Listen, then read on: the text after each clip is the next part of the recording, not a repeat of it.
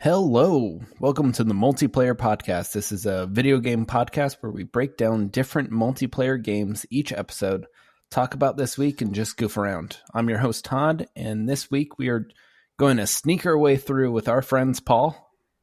Hi, how are you doing today, Todd? And I'm doing good. And Josh. Hey, what's up, everybody? And this week we're going to talk about GTFO. If you haven't heard about GTFO, it's an action horror game where you try and use stealth and strategy to stay alive. It's dark, it's scary, and it's hard. But before we get too far, let's check in with Paul and Josh. How's it going? Going good, man. How are you? Doing good. Yeah. I just got back from Knott's Berry Farm this week, which is great. I don't know what that is. Yeah, you wouldn't. It's so it's like Disneyland's like middle child. Like, it's really the fun one. Everybody likes them a lot, but they really don't get a lot of attention because it's literally like 10 minutes from Disneyland. But it's actually one of the oldest amusement parks in the country. Nice. And I love roller coasters, so it was a lot of fun. But this is why we didn't have you for gaming this week, Josh? Yes, this is exactly why I was out. And I ran a very interesting experiment. I've been keto for the last month and a half. And to end that keto run, I ate the world's largest funnel cake with no, get this. It was the mudslide funnel cake. It was their special. It had chocolate pudding, chocolate sauce, chocolate chips, whipped cream, and ice cream. How much did this cost? Like 15. It was like $15 funnel cake. Wow. I will say this: it was worth every penny. Not very keto, I gotta no, say. Oh man, I won't get into what happened to my body later on, but it was a successful experiment. Things changed, but it was well worth it. So I have no regrets. Having gone keto long term previously and then going off it, I feel like if you go on those binge runs, it's really hard to get back on. Were you able to get back on keto, or has it just been a free for all? Dude, I get the worst carb cravings ever. Like, sugar is my major weakness, and if I eat one thing like that funnel cake, man, I've been craving carbs for the last like 3 days. Like, I know I'll get over it, but that's the hard part for me, is one like cheat, and then I have to go through the whole like I'm craving carbs for like the next 3 or 4 days. It's terrible. Opens those floodgates. Yeah. Soon you won't have to go all the way to California to take an awesome vacation, because I read this week Atari is opening a gaming hotel in downtown Phoenix. Dude, I heard about this. Atari's still around? Yes, Atari's still. How dare you, Paul? Still a company. How dare you? What do they do other than open hotels? Apparently, they sell mini consoles. Dude, Atari's like the godfather games. of gaming. You don't talk smack about Atari. I think man. it's just a brand. Like, it's a brand that some other mega corporation owns, and then whenever they want to slap the Atari name on something, they can. See, that would make sense, because I feel like their games are so old. I thought they'd be like public domain or something by now. But so I looked into this hotel, and it's going to be interesting. They're advertising that it's a great destination place to go to, where they'll have VR and retro games. And then, like, one of the things that they advertised this as was, if you're traveling, you don't have to bring your console with you, because the console will be in the room. There's going to be a console in every hotel room? I think so, or at least themed. Maybe like this wing of the hotel is Xbox, and then the other wing PlayStation. I was going to say, that's the main thing. They've got to have like new consoles, new games. I mean, Atari, like I said, it's the godfather, but Atari does not age well. Yeah, I don't see. My thing is, I couldn't see myself paying more for this. Do you think you'll have to pay more? I think it's just the shtick to get people to stay there, right? Yeah, maybe. Yeah, I'm not entirely sure who the demographic is for this, because I feel like normally when you have a hotel, you're traveling somewhere, you mostly just sleep there. You don't spend a whole lot of time. I guess maybe young singles who are in Phoenix on business, maybe this would be a selling point. I don't know. I'm a little baffled by this, to be honest. Yeah. Just thought it was hilarious. I'd give it a try. The problem here's the problem though. I see how this conversation's going. It's like, I go up to my wife. I say, "Hey, do you want to go, spend the night in a hotel somewhere?" And she's like, "Oh, that's so sweet. How romantic." And then I'm like, "Yeah, it's the Atari Hotel." Nothing more romantic than Space Invaders. Right, exactly. Like, I could see this existing in like Vegas, and like it's like this crazy hotel with like a ton of games and VR and like immersive things. Yeah. Just like downtown Phoenix, like surrounded by conference centers. Like, it's a little out of place. Yeah, it's definitely out of place. Yeah, they'd have to model it after like the arcade bar type thing, and then I think it could work at that point. But you definitely are going to have to cater to a wide range of people, not just middle-aged male gamers. Yeah. Did you guys have Ataris growing up? Oh, I did. Because we did not. We weren't allowed to own any video game systems growing up, and the first one that I ever had was a 64 once I had saved up enough money and bought my own, although my grandparents had an Atari, and so whenever we would fly from Phoenix back to Pennsylvania, I'd play with their Atari, but they only had a couple of games, but I remember playing Pitfall. Did you guys ever play that? Great. Yeah, that was a great game. I loved that. There was no end to that game, though. Yeah. We got the first Atari we got, my brother and I, we used to snoop around for presents. We were bad kids, but we found the Atari.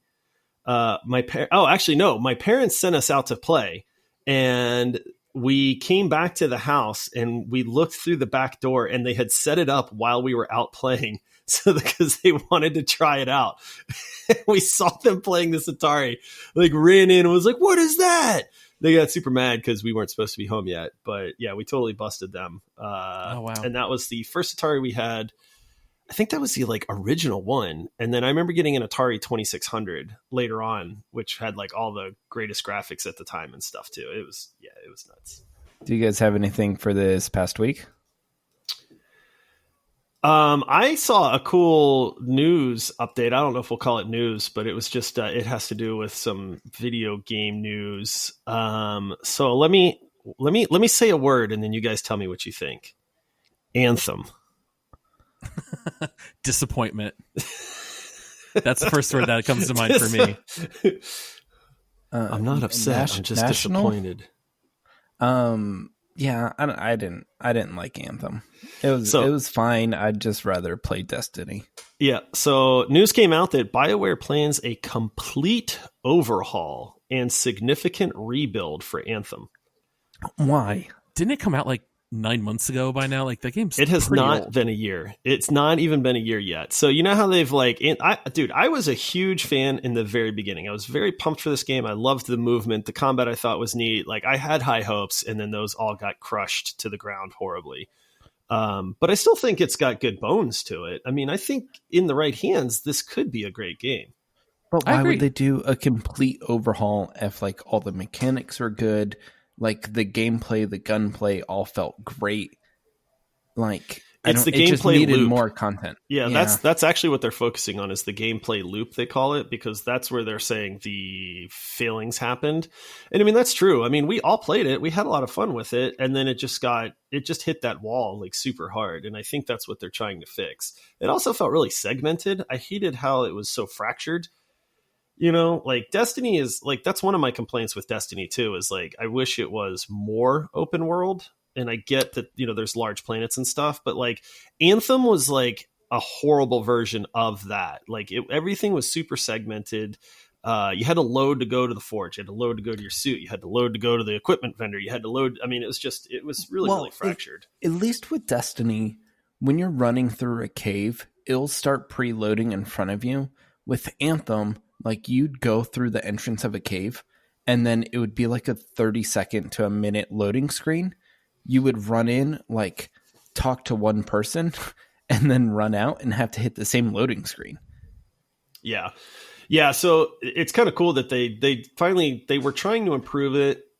And then they finally just said, look, we can't do these little improvements. We're going to have to just overhaul this whole thing. So a lot of people are kind of equating it to like Final Fantasy, like A Realm Reborn, where they literally had to just redo the entire game.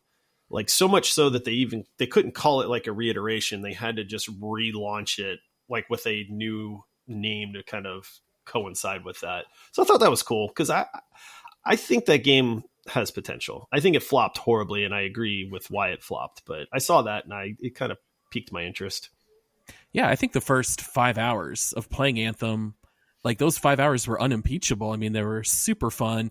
We just kind of ran out of content. So I'd definitely check it back out depending on whatever updates they do.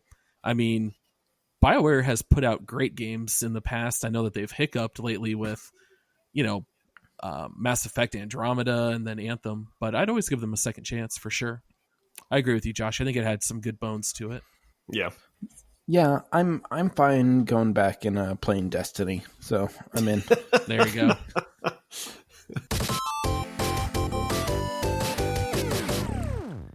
Each week, we review one game, and this week we're talking about GTFO. Let me read a quick review from the publisher, and then we can talk about this new co-op stealth action horror.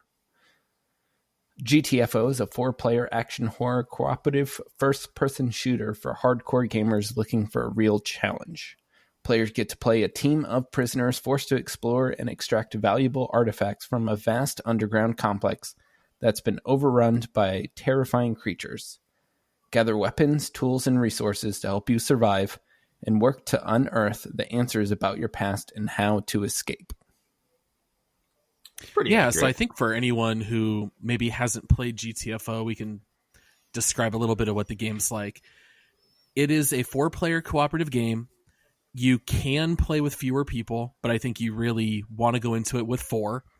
It is The game doesn't scale down for Correct. less people, so it's harder with less people. 4 is pretty much a requirement. Yeah, 4 is basically required. Maybe you could get away with 3, but yeah, basically you want to go in there with 4 people, and you drop deep underground, and you start off with a certain set of weapons. You're primarily going to play stealth-based, where you have a big giant hammer, and you and your friends have to communicate and coordinate, stealthing around these different areas, trying to find whatever the objective might be. It might be trying to find a certain piece of equipment, or it might be trying to find, 10 different downed operatives that are scattered around the area. And you have to kind of communicate and use the tools that the game gives you. So, like, one person will have a scanner where they're able to see all of the monsters in the next room, and other people might have different sentries they can put down on the ground or other tools. And the game is mostly based around light and sound and stealth mechanics. So as you're sneaking around in the game, you want to be careful not to bother the monsters, or they'll start running around making noise and grabbing the other monsters in the room. And you kind of have to play very intentionally, very slowly. Lots of planning involved as you go through each mission. Anything you would add on top of that, guys? Yeah, I think there's a ton of planning. Resources are super scarce, so like you do have a primary and secondary gun, but you're going to run out of ammo for both of those guns, and you're just trying to make sure that it's at a point where you can get more ammo later, or like find it as you're going through, the systems of caves. It's one of the things I really like about this game is the cadence of the game is fairly unique. I mean, it is a stealth-based, so there is a lot of creeping around, and they're very sensitive to sound and light, like Paul said, but things will never go perfect. And when they don't go perfect, it gets chaotic very, very quickly. And honestly, I think that's one of the fun things about the game is it's a lot of stealth. It's a lot of being quiet. It's terrifying. Like, honestly, this is a scary game, man. And so you've got that suspense that builds up, and then that kind of, culmination of that is when things go wrong and the stealth fails. It doesn't mean that it's game over. It just means there's a bunch of chaos that you have to endure. And one of the hard things about that is resources are so finite that the punishment is not necessarily like death right away. It's that you're going to be low on resources moving forward. And I think that's a really cool mechanic in this game, is that you really have to account for those mistakes, how to limit them, how to manage your resources so that you can actually complete the level. Yeah. And building into the horror theme of it, this is not a game that you just sit back and relax playing. Like, this is a game that gets your blood pumping, your blood pressure goes through the roof. It's not a relaxing game at all. The atmosphere that they create really is pretty spectacular. I mean, right off the bat, when your characters are plunging into the earth while it's loading the level, you hear a lot of heavy breathing. Your characters themselves are kind of freaking out as they start the mission, and everything is just very dark and creepy. The sounds that the monsters make, they do like this clicking noise when you get close to them, and it's a pretty frightening game. I mean, I would say it's probably the scariest game I've ever played in that regard. Yeah, it's just very high stakes. It definitely will. It definitely kind of like scratches that itch if you're really into like the horror genre, for sure.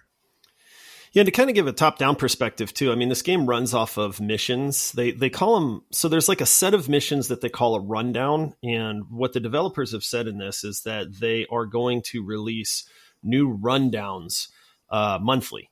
We'll see if they actually uphold that, but their main goal is that a rundown, which consists of about maybe 8 missions, is going to change month to month to keep everything fresh. But in these rundowns, you have to start off with the first mission, and if you have to beat that one to progress to the next one. And they are different. I mean, one of them was a wave-based mission where you had to just try to survive against multiple waves. Another one is a lot of exploration and trying to navigate your way through this large complex without aggroing, a lot of these monsters and things like that. So, I'm interested to see how they proceed with that, if they actually follow through with their plan to release these new ones.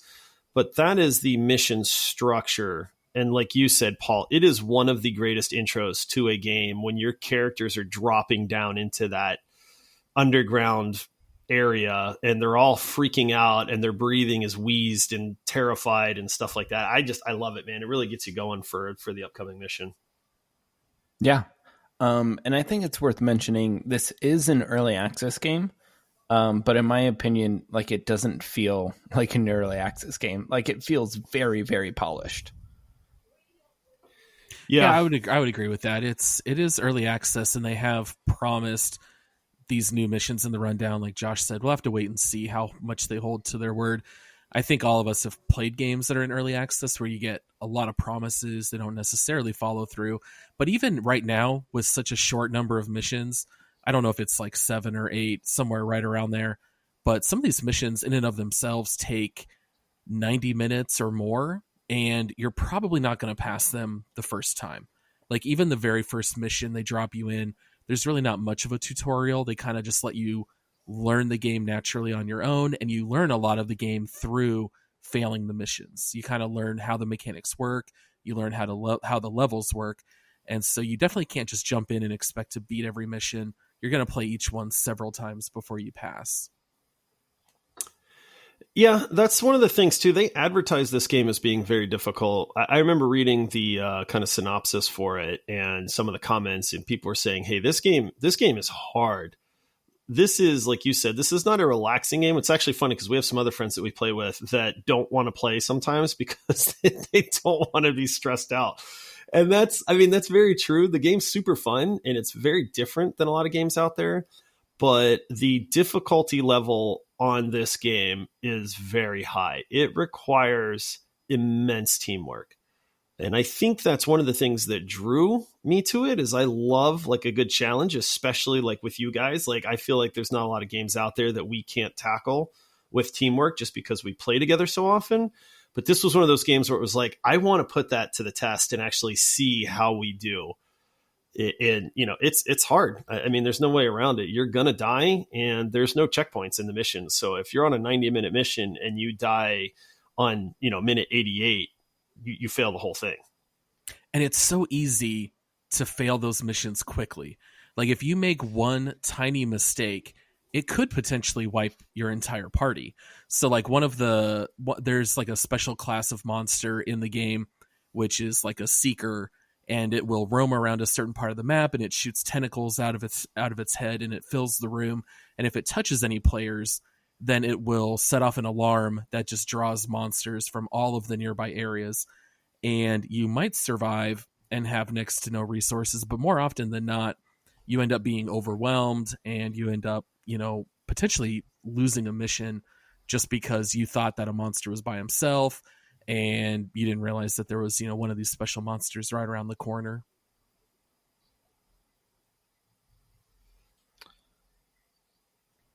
So I think there's also another part where so it does require 4 people to play. But the publisher stood up a official Discord server where it's very easy to look for a group, find a group, and find people to play with. So you're not playing alone. Yeah, so that's one of the things with the game right now being in early access. They have said that they want to implement matchmaking later. The way it works right now is you can create a party with your friends or people that you meet on Discord, and then you can hop into the game and play with 4 players. And a lot of people have been ripping on the lack of the matchmaking for making the game very hard to play. Maybe this is a hot take. I almost think it's better than matchmaking because the GTFO Discord is 24/7 filled with people. All you have to do is pop in, say, I'm looking to join a group for this level. You'll get a bunch of messages immediately, or you can say, need one more for mission C2, and people will join immediately. And I think that we've experienced where almost everybody that we've partied with, they have a headset, they communicate a lot, they love the game. It's a great community. It's probably the most helpful, friendliest community I've played with ever in gaming. Yeah, absolutely. I think there was only one time where we got a player who was just awful. They kept on throwing the mission, not on purpose. They kept on aggroing rooms or not knowing what to do. And then it's all right, we're going to jump off. Yeah. Yeah. It's not worth Don't have the heart to kick effort. the guy out, So, we're all logging. Sorry, man. Yeah, it's not you, it's us. Yeah. We all have dentist appointments right now. Yeah, I mean, Paul's right, man. The Discord server and the way that they set this up, I mean, it is the game's official Discord. This is what they say, hey, if you want to play this game with other people and you don't have a pre-made group, this is where you go. I thought that was a little strange at first, but I'm with you, Paul. I mean, seeing it in practice, I think is phenomenal. I mean, I definitely see a lot of other smaller game developers adapting that style.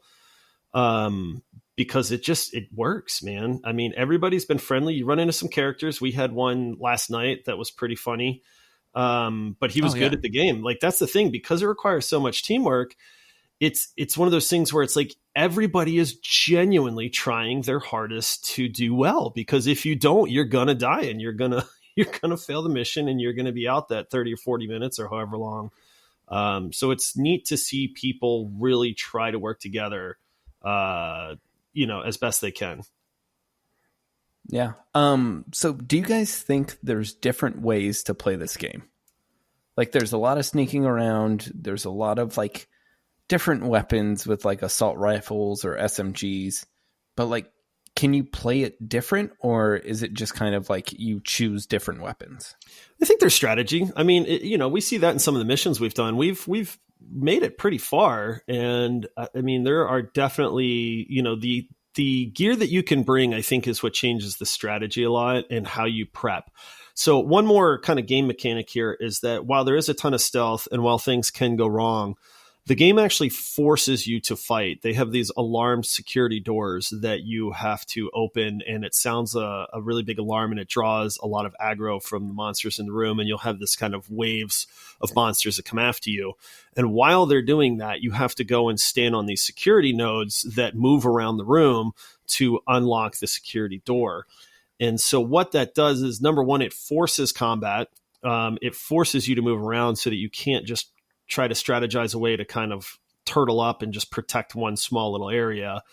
But it changes the pacing of the game, which I really like. So it's, a bunch of stealth, things may go wrong, maybe a little bit of combat, but then you run into these security doors where you have to have a really big fight and you have to survive that. And I think that is where a lot of the strategy comes in. So I do think you can play it differently.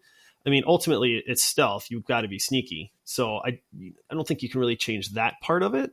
But I think your loadouts that you go with, the weapons, you can pick different weapons in your loadouts and things like that. I do think there is some options there. Do one of you guys want to go through not the weapons, but like the specialty your character can have with like a machine gun and the other tools? One of you guys want to go through those? Sure. So there's a couple tools that you can use that make the combat easier.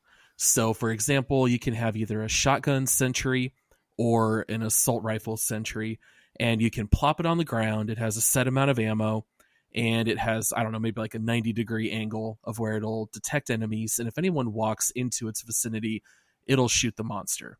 And so you have to be strategic with how you place these sentries. But then also one of the other tools, which is kind of unique for this game, is the Seafoam launcher. Basically, it's like a gun that shoots a glue sticky like substance. And if you shoot it on the ground, then when enemies run across it, they slow down to a very slow crawl where they normally are sprinting toward you. Or you can spray it on doors and it'll keep the doors closed for a long period of time while the enemies are attacking it until they break through. So you can kind of coordinate with your team, who's going to bring Seafoam, who's going to bring sentries. Well, we're going to set off this alarmed door. I think the enemies are going to come through this door, so let's go ahead and seal it. Place your sentry right here next to it. So you definitely have to have that communication and that planning around how it's going to work. The only other special tool, I believe, is just the bio tracker. Where I love the bio tracker. Yeah, normally when you jump in the game's very dark. I mean, I will say that, you can't see the open areas, so you don't necessarily know where the monsters are. But if someone has the bio tracker, they can pull it out, and it'll give them a little screen where they can see a little blip of where all of the monsters are located in the room. So they might say, okay, we're going to open this door. There's one monster right on the other side. Everyone turn off your flashlights. And so you have to have the most communication if you have the bio tracker, because you'll be able to see where everyone's at and nobody else does. It reminds me of the bio tracker from Aliens. So anybody that's familiar with that movie, that was a big part of that movie. And it's very similar to that. You can see the monsters coming, but you have to communicate that to your team, like you said. I think it's great. It's one of my favorite things to use. All right. So who do you think played it best and who played it worst? Ooh, that's tough, man. I think you kind of all have to play it best, because if you don't, you know what I mean? Like I think we've all aggroed something where we shouldn't have aggroed it, and we're like, dang it, Todd. Like, or Paul's like, all you hear is, yep. Oops. Mm-hmm. Whoops. Yep. And then it's like, oh no. Guys, over here. I think that is true. Like with other games, like with Apex, like you can get people's banners and someone can carry a team. In this game, there isn't really carrying. Like everyone has to communicate. Everyone has to be on the same page, and like everyone has to agree with whatever plan or strategy you guys have. Yeah, it's very much a team game. It kind of reminds me of football in that sense. It's definitely everyone has their own individual roles, and maybe you have one person who's the quarterback and they're a little bit more important and they do a lot of the communicating. But overall, it's definitely a team effort for sure. So from a larger perspective, like what do you guys think really works in this game? And then what do you think doesn't work? I think the atmosphere is incredible. And I think the difficulty is what really makes it work for me. And I know that for a lot of other people, the difficulty is a deterrent for them playing.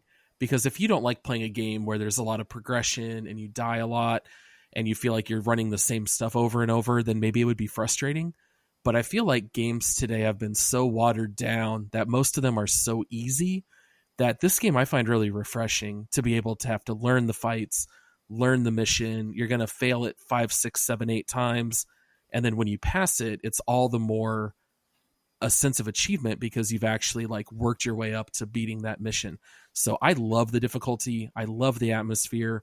I think what probably doesn't work is the complete lack of a tutorial. They don't really tell you the buttons. They don't give you a tutorial. They don't tell you how to play the game. They just kind of drop you in it. And if you're playing for the first time, it has such a steep learning curve that you'll really struggle unless someone else kind of walks you through that first 1 or 2 missions.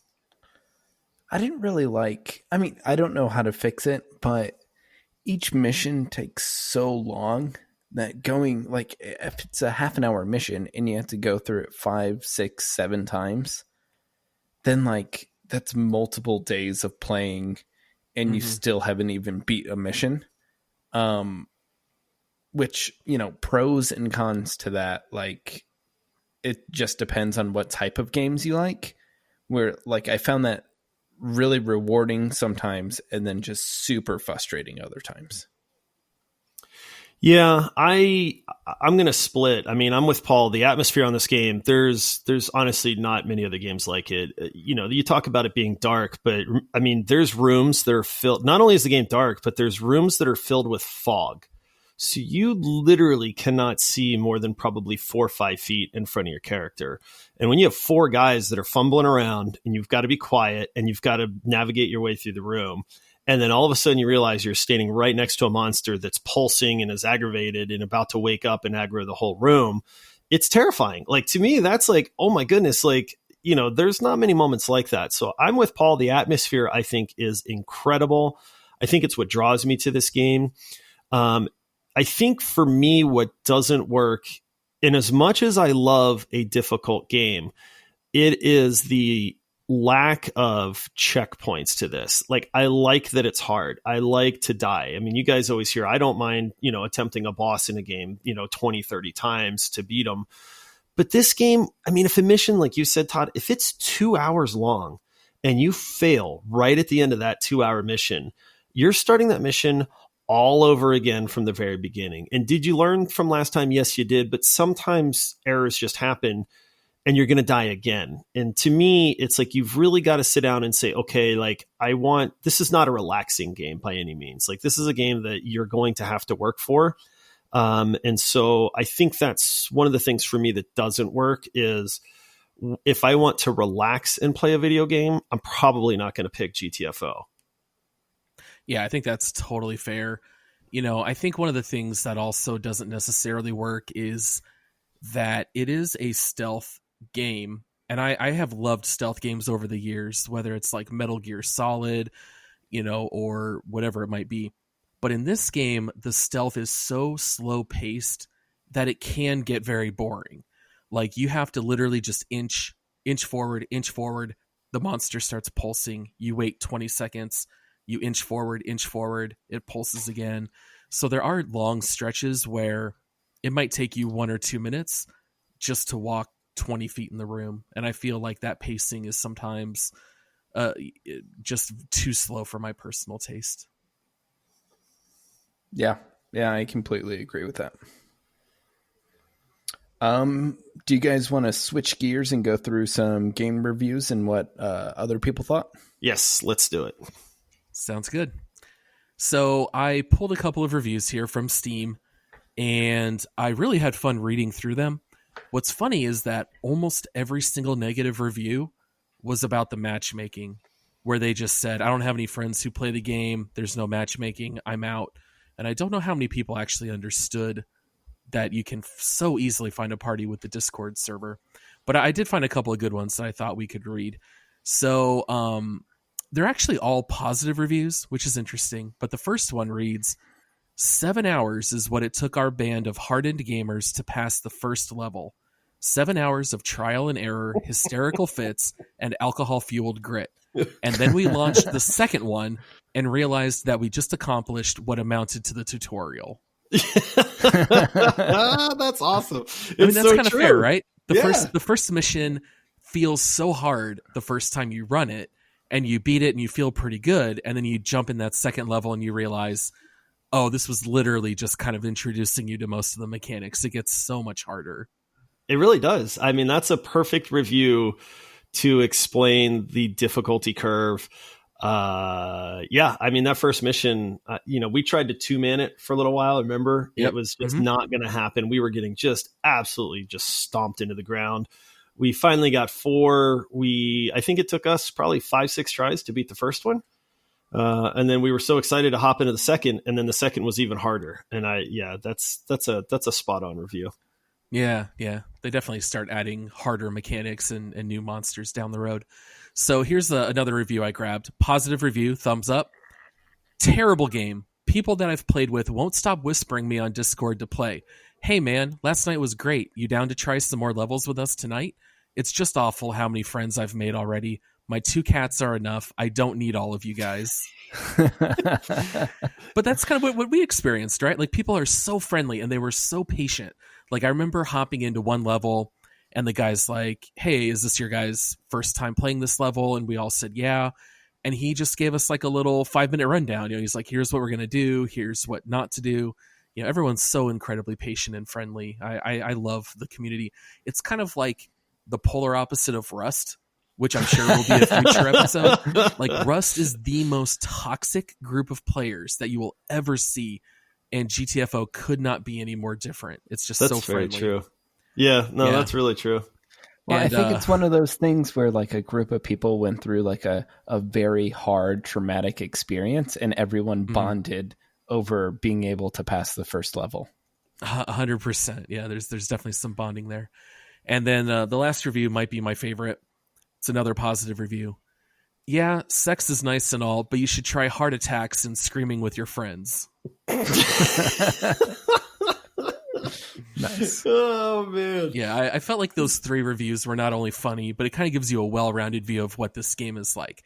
The time and the difficulty, the friendly, experience, and heart attacks and screaming. I mean, this game will give you those jump scares where you round a corner and you just see this massive monster. I mean, I can't tell you how many times I literally jumped in my chair playing this game. Yeah, I would say this game's pretty unique, man. I mean, that's one of my things about it is there's not a lot of games like it, and that's hard to do nowadays. But it is one of the big draws for it too. It's definitely very unique. So now that we read those reviews, what we like to do is to guess what the user rating is on this game, and then we just see who can guess the closest. So I wrote down my guess first, and then I looked it up on Steam. But what percentage of reviews do you guys think are positive for GTFO? So I think it's new. Like it came out early December. Yeah, December 2019. And it's still in early access. Right. So I think it's going to be pretty high. I'm going to go like 85. Okay. Wow. I'm terrible at this game, so I'm going to say $1. 72%. It's a good game, but I can see that it's not for everybody. All right. So the guess that I wrote down was 81%. I figured a vast majority like the game. People seem to, for the most part, love it. The actual is 88%. It's very positive on Steam. So Todd wins this round. He was off by 3%. So I won. I told you I'm so bad at this game. Yeah. So I won last week. Todd won this week. Josh, you gotta start catching up. I'm just gonna start outbidding you guys. I'm gonna go last and just bid $1 more. There you go. Yeah.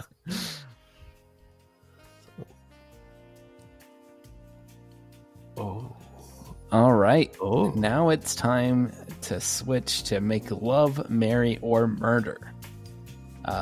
We like to review the games in a non-traditional way, in an immature way almost, and see, do we want to make love, marry, or murder this game?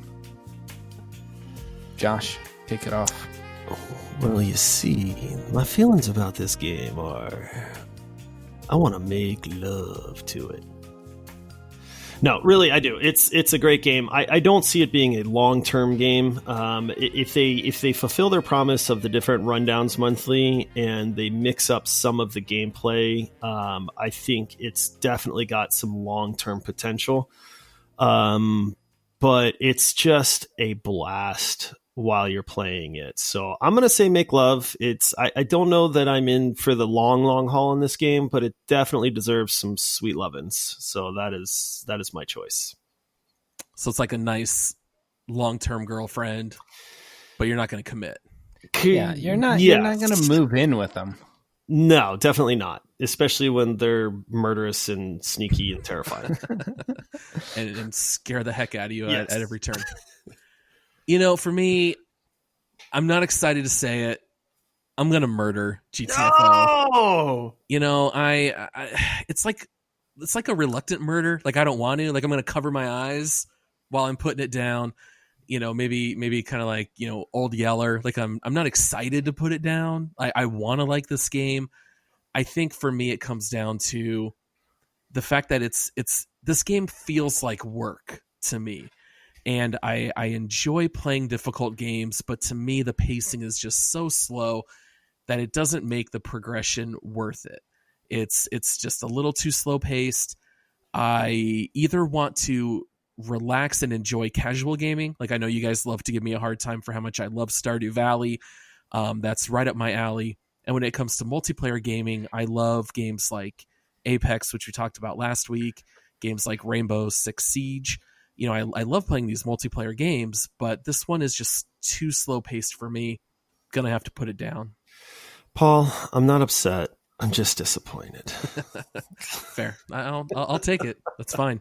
It doesn't. Saying that I want to murder it also has to do with the price of the game. I don't know if we're maybe going to get to that in a minute, but it's a little pricey for where it's currently at. If they add a lot more missions and they kind of mix things up a little bit more, I would reconsider it. But at least as of right now, just got to put it down. Sorry, Josh. All right, Todd. Be the voice of reason. Thank you. You know what, Paul? I agree. No! No! Brothers-in-law for life. You know, like, Guys. I could definitely, like, I uninstalled it. What? I could see myself installing it in like a year from now. Mm-hmm. And like, there's not, the only progression in the game is unlocking new levels, which doesn't really feel like progression. Like, my character doesn't get any better. There's no new mechanics that it opens up. And yeah, I mean, everything Paul said, like, it's stressful. It's not relaxing. Yeah, murder. I mean, I don't want it to suffer. You know, I mean, I want it to go down easy, but yeah, there's no way I'm going to make love or marry this game. I'm not upset. I'm just really disappointed. I get it. I like the game. But I don't disagree with you guys, even though I do disagree a little bit. Is it worth the price? $35. It's a little pricey. It's a little pricey for early access. The developer, I'll go back to the developers are promising a lot. Like, they're promising monthly rundowns. They are promising some progression. I think if you had new weapons that you could unlock, new skill kits that you could unlock, I think that would fully flesh this game out. For where it's at, and I think Todd mentioned it earlier, it's in a very good state for an early access game. It's not buggy. It plays very smooth. I mean, the atmosphere is there. So I don't think it's worth $35 unless they follow through on their promises. If they do, then yes, absolutely. I think that's a great price point for it. So if I had to say as of right now, then no. You're almost more in the wait and see. Where the final product is. Yeah, because it's one of those things where if they come through on their promises, then I feel like $35 is a great price for this game. You know, like, it's one of those multiplayer games that you really, really want to play with a group of friends. You can play it with strangers through the Discord server, and it works out really well. I mean, obviously it's much more fun with people that you know and the shenanigans that can happen there. So I want to wait and see if it's worth that 35. I think that could be a great price point, but as of right this second, if I had to say where's it at, I'd say that's probably a little bit high by about $10 in my opinion. Yeah, I was going to say that. I was going to say $25 feels nice. Yeah. So it's just a little high. Yeah, I think that's fair. I was thinking 20, but 25 would probably be fine. I think anything 30 or above, I wouldn't pay for this game. I think if it eventually goes on Steam sale, I think this would be a perfect Steam sale kind of purchase. I definitely would not throw in 35 at this point. There's so many cheap indie games that you can play that are just so much fun. 35's that's kind of a lot. You really got to draw me in at that price point. But there's not a lot of games like this one. So if the uniqueness factor is worth it to you, then I feel like that is worth the money. Like that's the one thing there is that this is a fairly unique game. So yeah, it's if very you're really unique. into stealth games, like absolutely pick this up. Yeah.